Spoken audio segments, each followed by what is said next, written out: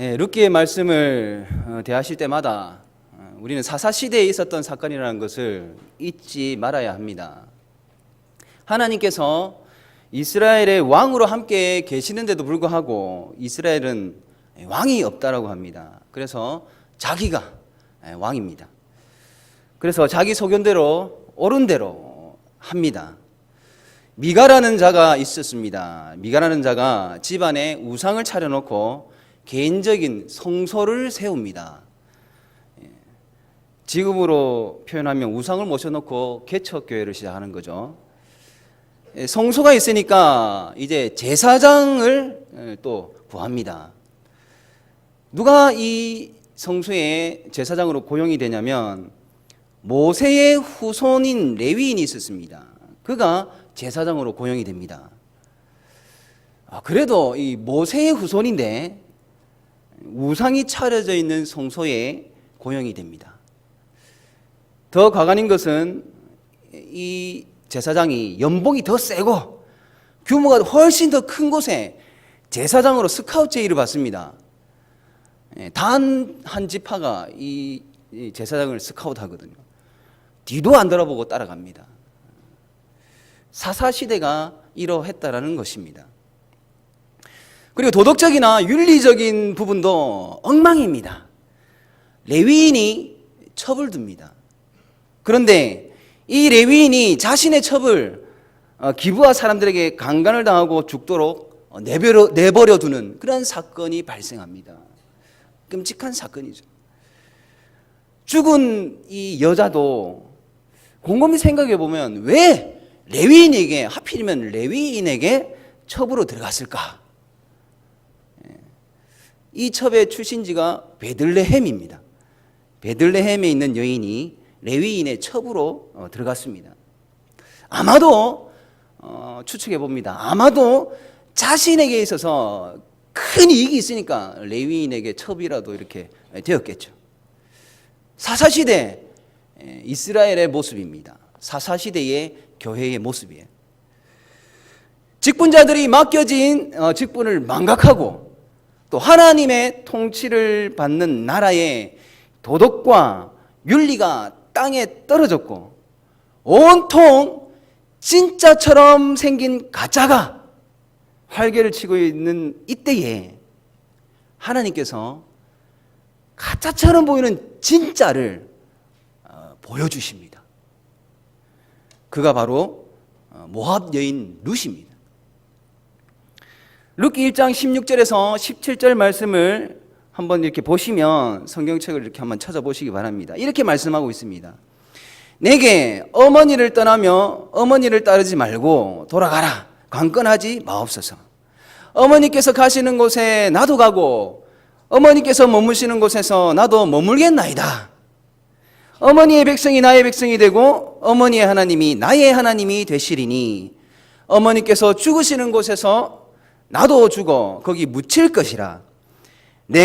만일 내가 죽는 일 외에 어머니를 떠나면 여호와께서 내게 벌을 내리시고 더 내리시기를 원하나이다. 룻의 고백입니다. 자신을 위하여 자기 소견에 옳은 대로 레위인의 첩이 되기로 결정을 하는 베들레헴의 여인이 있는가 하면 하나님을 두려워하며 하나님을 섬기기를 원하고 베들레헴으로 들어오는 모압 여인 룻이 있습니다. 너무나도 대조적이죠.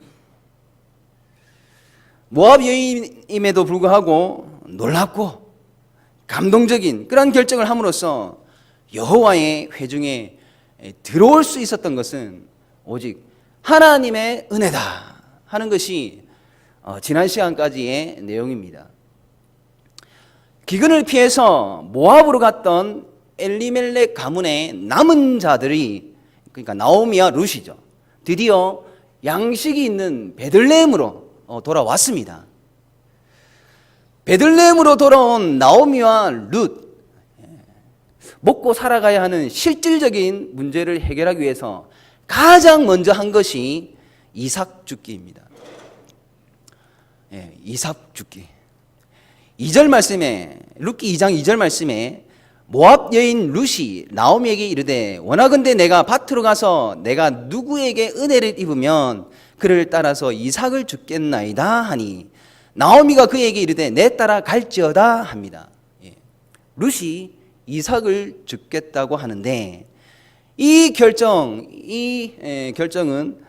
북녀직책에 나온 방한법이 아닙니다. 레위기 19장 9절 10절에 이렇게 말씀이 기록되어 있습니다. 너희가 너희의 땅에서 곡식을 거둘 때에 너는 밭 모퉁이까지 다 거두지 말고 내 떨어진 이삭도 줍지 말며 내 포도원의 열매를 다 따지 말며 내 포도원에 떨어진 열매도 줍지 말고 가난한 사람과 거류민을 위하여 버려두라. 나는 너희의 하나님 여호와이니라 라고 말씀합니다. 하나님께서는 과부, 고아, 외국인 그리고 가난한 사람들이 밭에 나가서 이삭을 주울 수 있도록 그렇게 규정을 해 놓으셨습니다. 아무리 힘들고 가난한 자들이라도 일용할 양식을 구할 수 있도록 하나님께서 배려를 해 놓으신 겁니다. 그래서 추수하는 자들은 밭에다가 이삭을 조금씩 남겨두어야 했습니다. 지금 룻이 하나님께서 정해놓은 규정대로 이삭을 줍겠다고 합니다.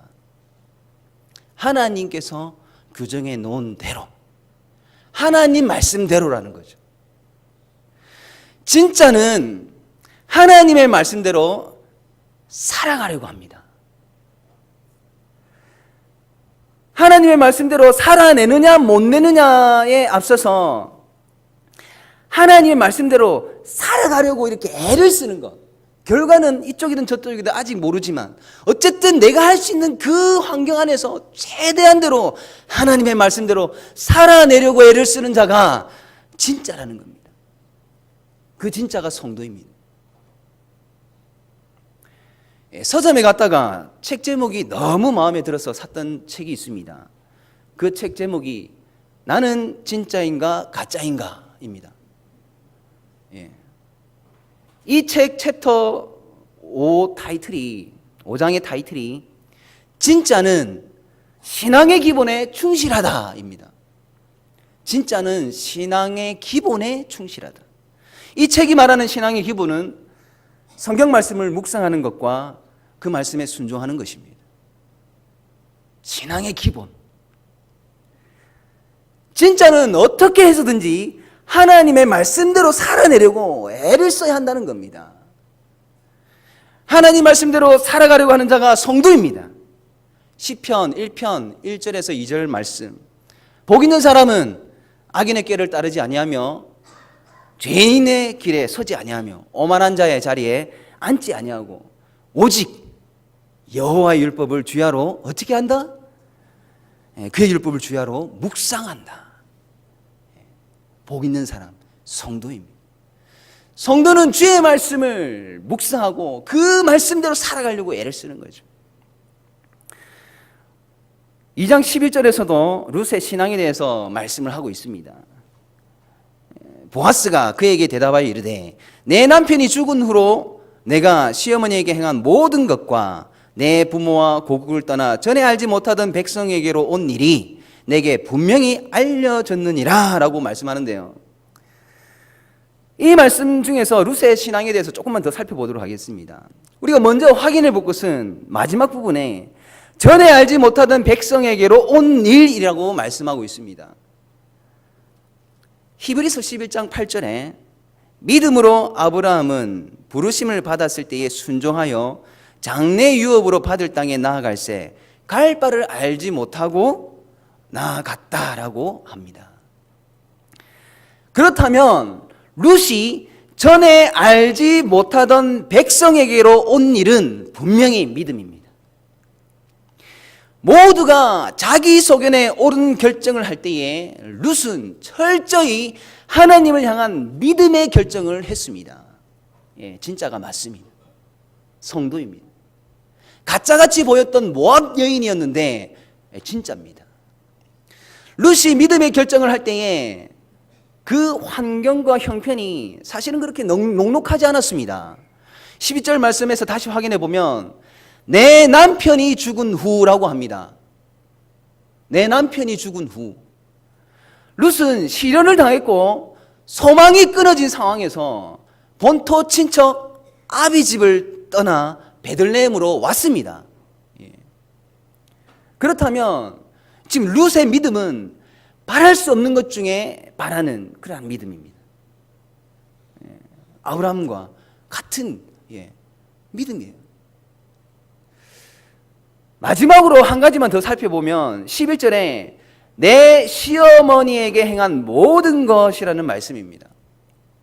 룻이 시어머니에게 정말 잘했지 않습니까?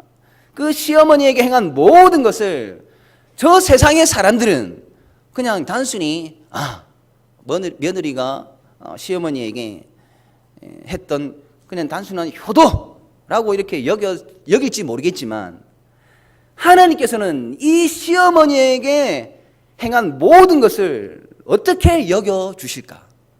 하나님께서 어떻게 보시겠느냐라는 거죠. 사람의 눈은 중요하지 않습니다. 하나님 눈에 어떻게 보이는가? 여리고에 기생 라합이 있었습니다. 이 기생 라합이 여리고를 정탐하러 온 이스라엘 정탐꾼을 영접을 해줬습니다. 그리고 성경에서는 어떻게 말씀을 하냐면 이 라합을 의롭다 하심을 받았다라고 평가합니다. 자, 그렇다면 하나님은 라합이 정탐꾼을 영접한 것을 마치 그리스도를 영접한 것으로 여겨주셨다라는 논리가 성립이 됩니다. 왜냐하면 의롭다함을 얻는 방법은 신약시대이건 구약시대이건 이 신구약을 막론하고 예수 그리스도가 유일하시기 때문입니다. 예수 그리스도가 아니고서는 의롭다함을 받을 수 없습니다. 룻의 신앙이 다른 그 무엇을 향한 믿음이 아니라 오직 메시아를 향한 믿음이었다는 것을 결정적으로 확증하는 말씀이 12절 말씀입니다. 룻기 2장 12절 말씀. 그 말씀에 보시면 이렇게 말씀이 있죠. 이스라엘의 하나님 여호와께서 그의 날개 아래에 보호를 받으러 온 내게라고 합니다.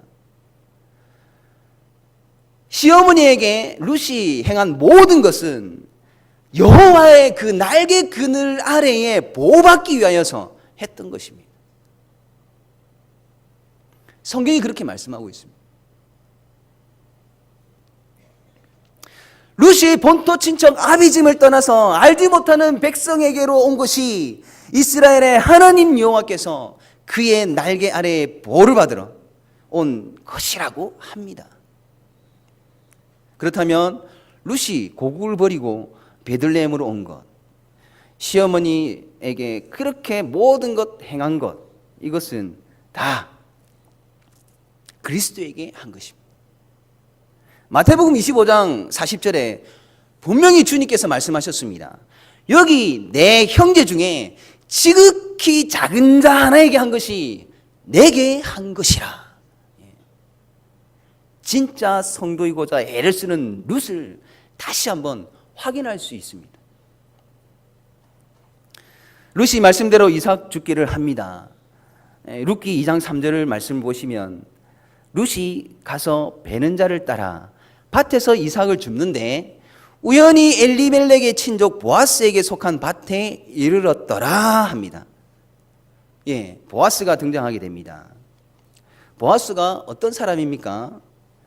2장 1절에 나오미의 남편 엘리멜렉의 친족으로 유력한 자라고 말씀하고 있습니다. 성경에 유력한 자를 부호라고 이렇게 각주를 달아 놓았죠. 재산이 넉넉하고 세력이 있어서 사회적으로 유능하고 존경받는 자라는 뜻입니다. 이 부호하다, 부호. 룻이 엄청난 재력가의 밭에서 지금 이삭을 줍고 있습니다. 여러분, 혹시 이런 말 들어보셨습니까? 재수가 없는 사람은 뒤로 자빠져도 코가 깨집니다. 이런 말씀 들어보셨죠? 하나님의 말씀대로 살아가는 자는, 하나님의 말씀대로 살아가려고 애를 쓰는 자는 앞으로 넘어져도 떡을 먹습니다. 혹시 이런 말 들어보셨습니까? 예. 룻은 하나님의 말씀대로 행한 것뿐인데, 애를 쓴 것뿐인데 우연히 보아스라는 엄청난 재력가의 밭에서 이삭을 죽게 됩니다. 예. 김중배의 다이아몬드는 아무것도 아닙니다. 보아스를 만나게 됩니다. 여러분, 하나님의 작정에 하나 물어보겠습니다. 여러분, 하나님의 작정, 하나님의 창조와 섭리에 우연이라는 게 있습니까? 근데 오늘 성경에서 우연이라고 하지 않습니까? 앞으로 성경에서 우연이라는 말씀이 나오면 하나님께서 그렇게 하셨다라는 수고로 보시면 됩니다. 하나님께서 그렇게 하셨다는 말씀을 3절에 넣으시면 결국 이렇게 됩니다. 하나님께서 룻이 보아스의 밭에서 이삭을 죽게 하셨다입니다. 이게 하나님의 작정이죠. 참새 한 마리도 하나님께서 허락하지 않으면 떨어지지 않습니다. 사람이 마음으로 자기의 길을 계획할지라도 그 걸음을 인도하시는 분은 하나님 뿐이십니다. 예.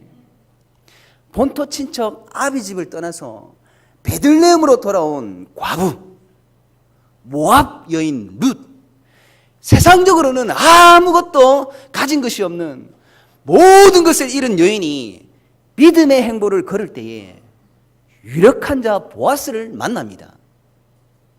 우연히 만났습니까? 아닙니다. 하나님의 작정이었습니다. 하나님의 작정이었습니다. 그렇게 하나님의 작정에 의해서 유력한 자 보아스와 모압 여인 룻이 만났습니다. 예, 세상적인 기준으로 보면 전혀 어울리지 않는 만남이죠. 엘리멜렉의 친족인 보아스는 이미 룻의 행보를 다 알고 있었습니다. 왜냐하면 이 엘리멜렉 친족이거든요. 그래서 이미 다 이야기를 들었습니다. 그리고 그 이미 믿음의 행보를 다 알고 있는 보아스는 이 룻을 만나자마자 은혜 베풀기를 시작합니다. 큰 은혜를 베풀기 시작합니다.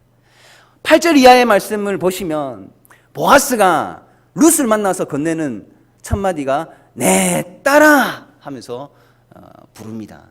그리고 몇 가지 말을 건네는데 8절에 여기서 떠나지 말고 라고 이야기합니다.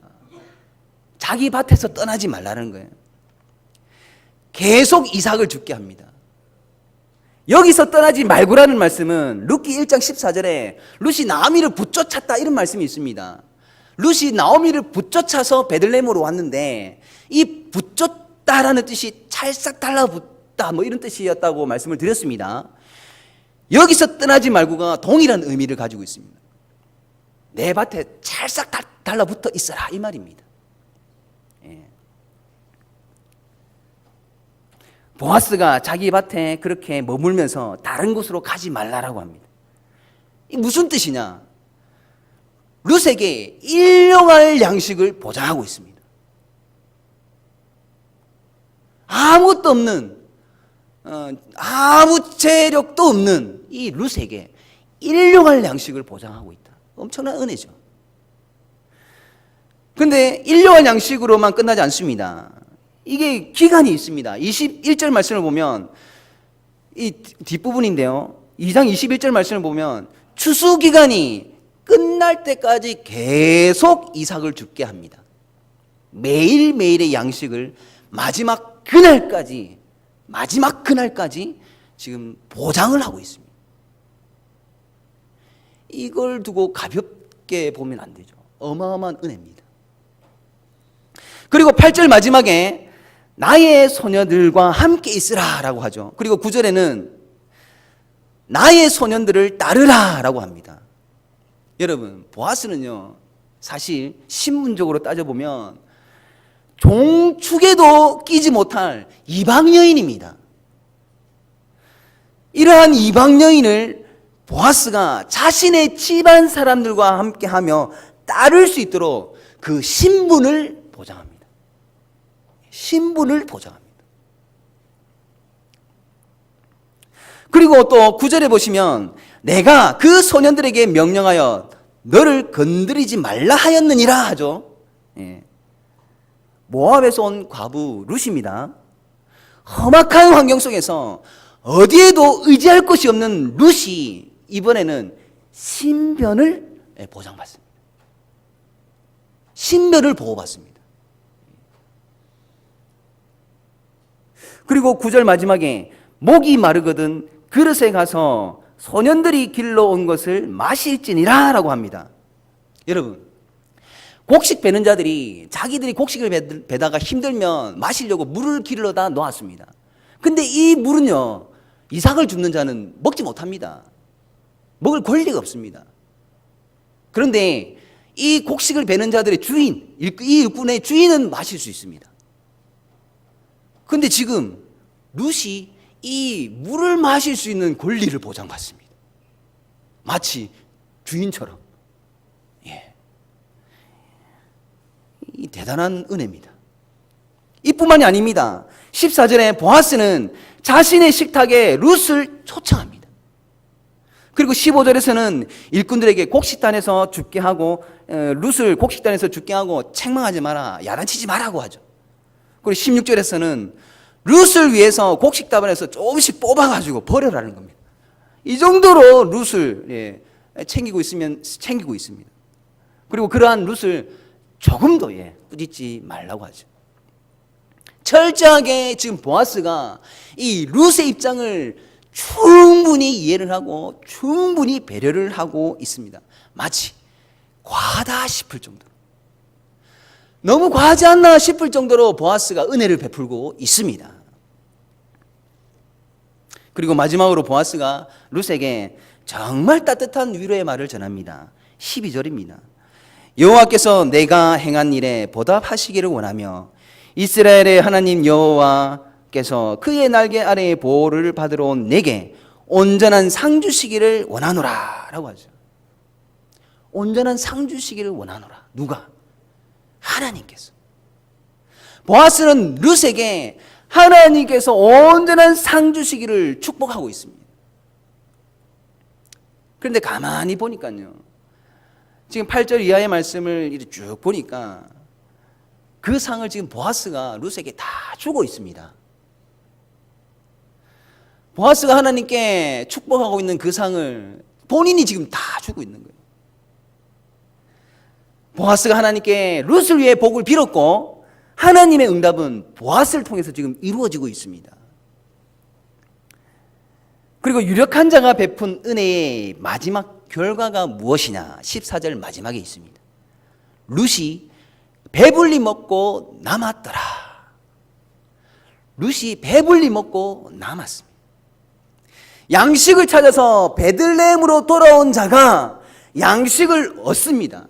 그것도 배불리 먹을 수 있는 양식, 그리고 남겨질 만큼의 양식을 얻습니다.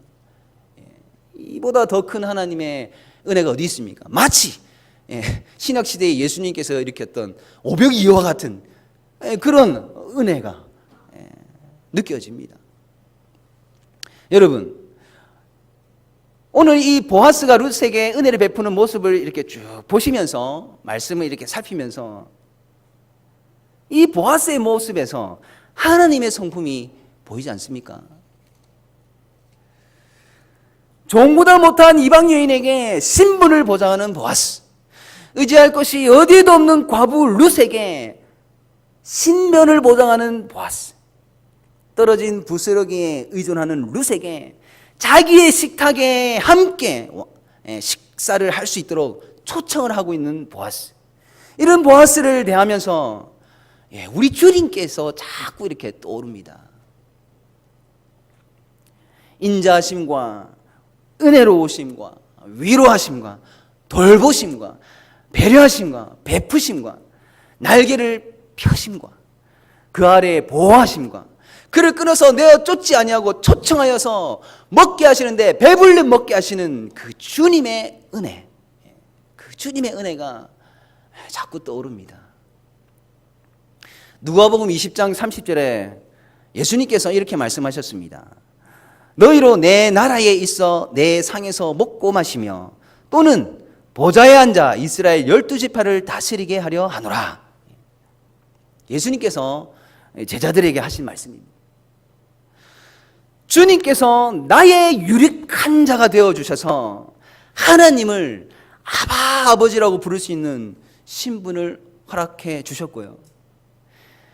나에게 피할 반석이 되어주시고 방패가 되어주시고 구원의 뿔이 되어주시고 피난처가 되어주셔서 지금 나의 이 연약한 나의 신변을 지금 지켜주셨고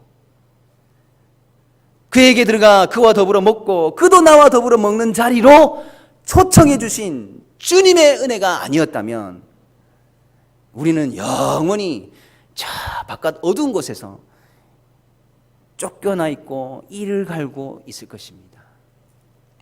그런데 우리는 의로운 옷을 입고 지금 천국 잔치에 참여하여 배불리 먹도록 은혜를 베풀어 주시는 이 주님이야말로 우리의 진정한 유력한 자 아니겠습니까?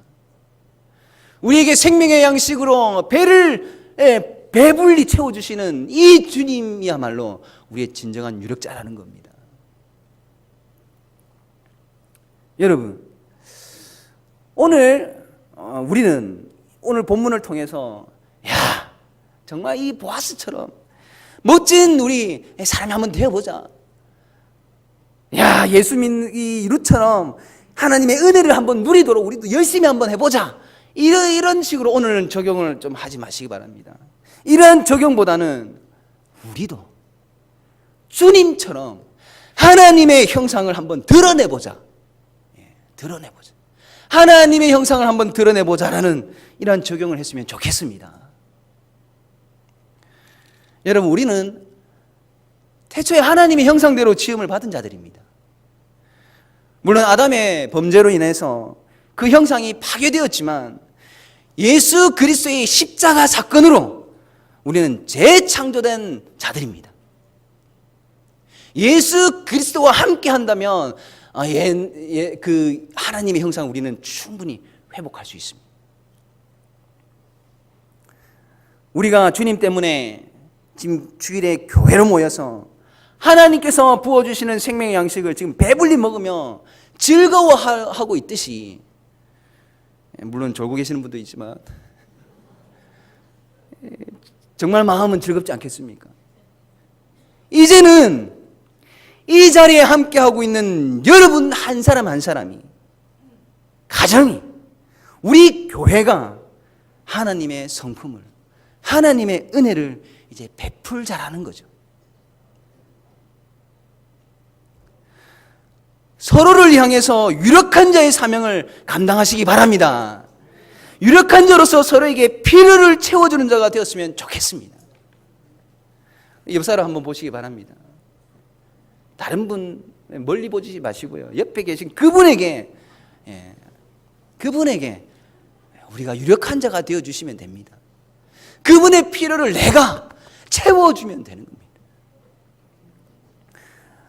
그렇게 우리가 그리스도의 형상을 바랄 때에 저 죽은 자들 가운데에서 언약 백성들의 신분이 보장을 받게 되고요, 우리가 그리스도의 성품을 드러낼 때에 사탄과 영적 전쟁에 있는 자들의 신변이 보장이 되며 우리가 그리스도의 향기를 바랄 때에 세상 사람들에게 좋은 초청장으로 날아가게 되어 있습니다. 사랑하는 성도 여러분, 하나님의 형상을 더욱 회복해 나갑시다. 혹시나 사사시대의 미가처럼 섬기고 있는 개인의 우상이 있습니까? 지금 다 버리시기 바랍니다. 다 버리셔야 됩니다.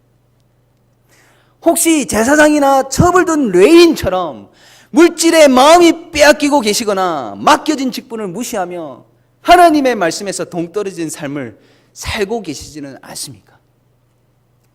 어서 빨리 하나님께로 돌아오시기 바랍니다. 혹시 레위인에게 첩으로 들어간 여인처럼 자신의 유익을 위해서라면 도덕적이고 윤리적인 부분을 아무렇지도 않게 생각하고 계시지는 않습니까? 어서 빨리 육체의 소욕을 버리시기 바랍니다.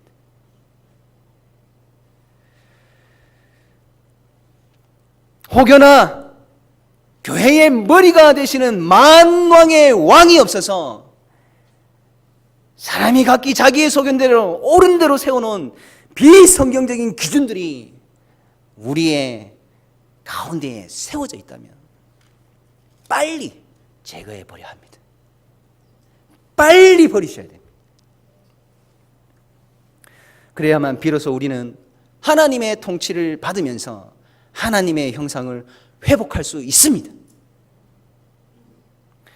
우리가 하나님의 형상을 회복하면 우리를 통로로 해서 하나님의 성품, 하나님의 은혜가 서로를 향해서 흘러갈 것입니다. 사랑하는 성도 여러분, 우리가 이 시대에 은혜를 베푸는 유력한 자라는 사실을 기억하시기 바랍니다. 그리고 하나님께서 받은 은혜를 지금 옆에 계시는 성도님께 아낌없이 베푸시는 그러한 유력자가 되시기를 간절히 바랍니다.